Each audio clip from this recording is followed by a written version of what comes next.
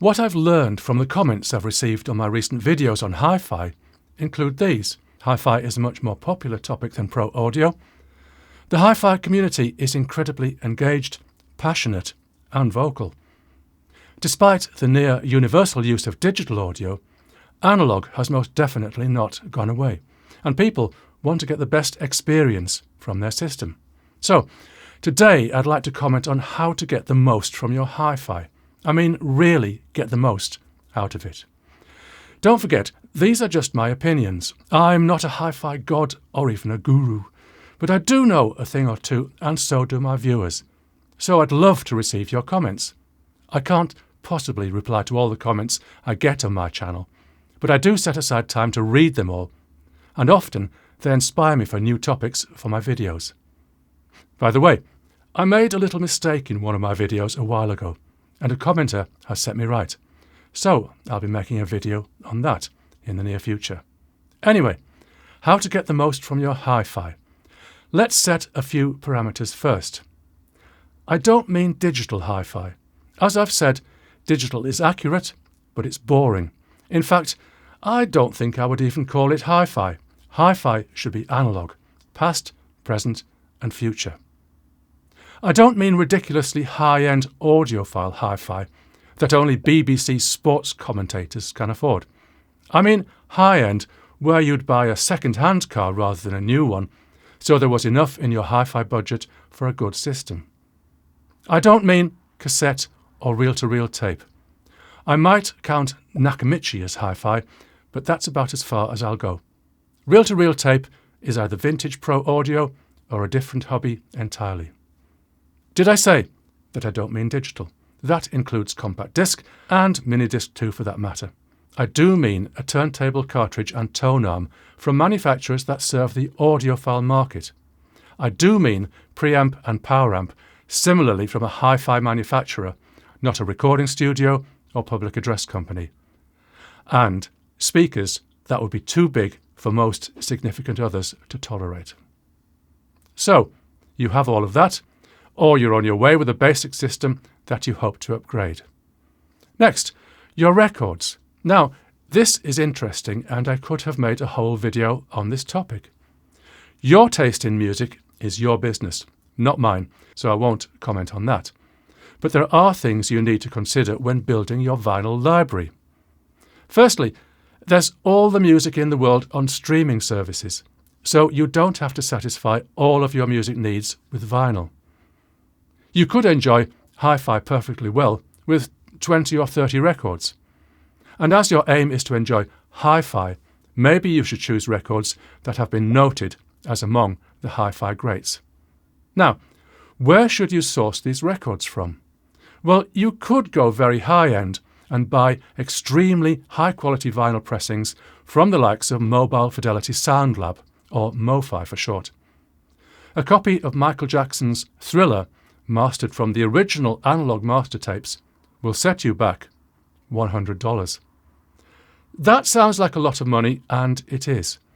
But when you place value in something, you treat it with more respect, and you get more value out of it. Suppose you pay $1,000 for your turntable. That's the same as 10 highest of the high-quality vinyl records. I can see an equivalence there. Or you could find a cheaper vinyl version. I see Thriller on Amazon in the UK at just under £25. Who knows what twists and turns the original master went through to get to Amazon's warehouse and your next day Prime delivery. So I'm a bit sceptical there. But you love your hi-fi and you need vinyl that you can love. Maybe vinyl that has been pre-loved. So I'm looking at Parlogram Auctions. They have a lovely channel on YouTube, by the way, that I will recommend to you. Link in the description. First up on their listing today is John Lennon and Yoko Ono's Milk and Honey in superb near-mint condition. £89.99, or just over $100 US. I don't have any connection with Parlogram Auctions, so I don't know all the ins and outs. Maybe this record is new old stock. Maybe it has been pre-loved by a hi-fi enthusiast who uses a very low tracking force. Maybe it has been owned but hardly ever played. I don't know. What I do know, however, is that you're not just buying a unit off a production run. You're buying a unique item, something that no one else has. No one else's copy has the same patina of age or previous use. This vinyl record will be special to you when you own it. And you love it. Here's another source for classical music lovers who have some spare cash to spend. Revolutions, or revolutions33.co.uk, there's a link in the description, are currently offering for sale a 3-box vinyl set of Pierre Fournier playing Bach's 6 suites for solo cello, which some musicologists think were actually written by Mrs. Bach. But I digress. So this is an Archive German original pressing. I've probably pronounced Archive wrong, but I'm sure a commenter will correct me if necessary. It's in a cloth, presumably cloth-covered box. It includes a booklet and card. The condition is near mint and is a lovely copy in perfect condition worthy of a museum. And it's stereo. There isn't a date for this on the Revolutions page, but Discogs lists it as 1961. OK, what's not to like? Fournier was a great cellist. I know from my own experience that Archive is a great label, and this copy is in near mint condition. Oh, you want to know the price. 1,000 Great British pounds. £1,000. That's around 1,200 US dollars, plus £5 postage in the UK. £1,005. Would you ever dare play it? Anyway, there's a third source of vinyl I'd like to mention, and that is crate digging at a car boot sale. There's a boot sale close to me every other Sunday from April to September. There will be, I'm guessing, a couple of 100 stalls. I've never counted them, but there are a lot. Among them, there will be maybe 10 to 20 stalls with cardboard boxes full of records casually dumped under a wallpaper paste table. Not record dealers, but people who are clearing out their attic, selling the possessions of a deceased relative, or maybe someone selling the last dregs of a house clearance. And among those crates, there will be gems. I guarantee it. OK, there's going to be a lot of dross that no one should ever have to listen to again. But in my crate digging days, I found some fascinating stuff. Of course, the problem is going to be condition. But again, this is reality. It's texture. It's getting your hands on something that is unique to you, with that scratch on track 4 of side 1 and that little crackle towards the end. OK, next topic. So now you have a hi-fi system of reasonable quality.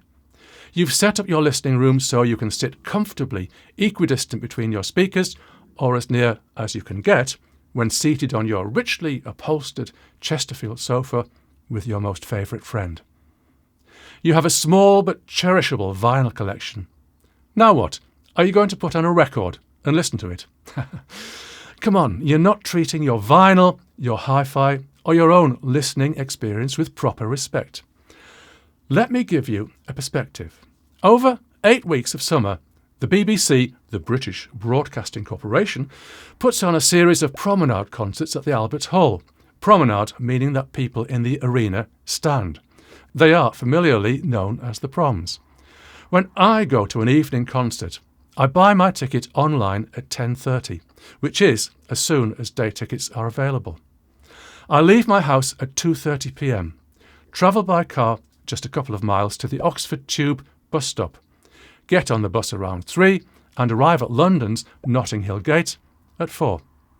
I walk through the beautiful Kensington Gardens to the Albert Hall and get my raffle ticket, which reserves me a place in the queue, at around 4:20. I then go back to Kensington Gardens, admire the Albert Memorial, read my book and return to the queue just before it starts to move at 6:30. Eventually, I'm in the arena, usually around second row from the front, at 7. The concert starts at 7:30. Proms concerts are usually fairly short, so the latest I'm out will be around 10. Kensington Gardens is now closed, so I walk through Kensington Palace Gardens, the street where all the major embassies are and the British police are armed, to my bus stop. I get home by about 11:30. What's the point of this? I spend 9 hours out of my day to hear some music. Not just hear music, experience a performance. The atmosphere, sights, sounds, smells, and everything. And maybe a pre-concert panini from the Albert Hall's cafe bar if I'm feeling peckish. This is how you should treat your hi-fi experience. As a performance, as an experience. So you don't just play a record on the spur of the moment. You plan an evening for your vinyl performance.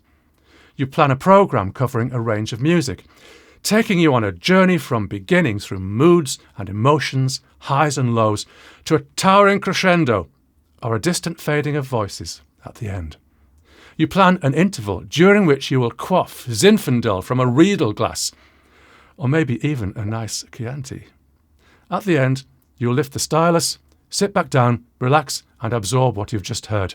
No, not just heard, experienced. And you'll congratulate yourself that you are, indeed, a true audiophile. See you soon.